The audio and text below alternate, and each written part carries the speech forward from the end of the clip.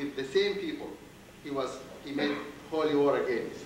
When he was victorious, he didn't go out and wipe them,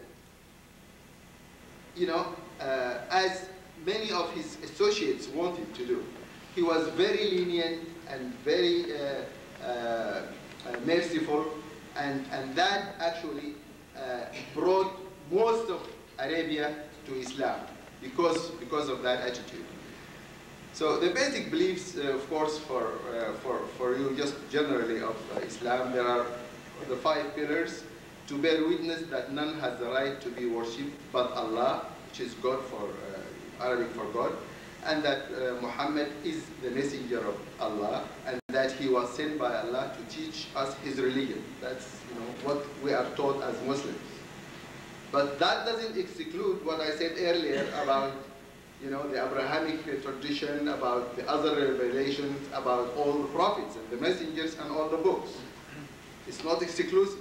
Islam is inclusive. This is a very important aspect, and a point. Second thing, to establish salah, which is prayer, that is to perform it correctly with sincerity and humility. Third, to pay zakat. That's a fixed proportion of a Muslim's income, wealth, to be paid yearly for the benefit of the poor in the Muslim community. And fourth, to observe Sawm, that is fasting, during the month of Ramadan by avoiding food, drink, and sexual intercourse from dawn to dusk. And fifth, to perform Hajj, which is making pilgrimage to the house of Allah, which incidentally was built by Abraham in Mecca. Very interesting, always going back, to a point of departure and a point of unity of our Abrahamic traditions, which is the sacred mosque in Mecca. If he or she is able to make the journey, that's if the Muslim, can make the journey. And then there are 6 also pillars of Iman in Islam. And Iman is faith, that is the degree. And these are to believe in Allah, God, as the sole creator, who is the all-hearer and all-seer. 2, to believe in all his angels. 3, to believe in all his books. 4, to believe in all his messengers. That's all the prophets sent to mankind.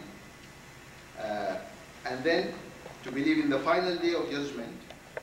And finally, to believe in Allah's decree, which is qadar in Arabic, which means predetermination, whatever happens to you, because it's written somehow. Both the good and the evil thereof, to accept it as coming from the divine. With regard to revelation, as I mentioned it earlier, that the Quran and the tradition of the Prophet emphasizes the Muslims' inclusive belief in all revelation. And with regard to the values, very interesting. I feel very much also in good company and with my colleagues here. Islam has a holistic approach to the well-being of a Muslim's spiritual, moral, and physical values. Islam believes in peace. One of the 99 names of Allah is As-Salam. As-Salam, which means peace. And by the way, this is how Salam Sudan came about.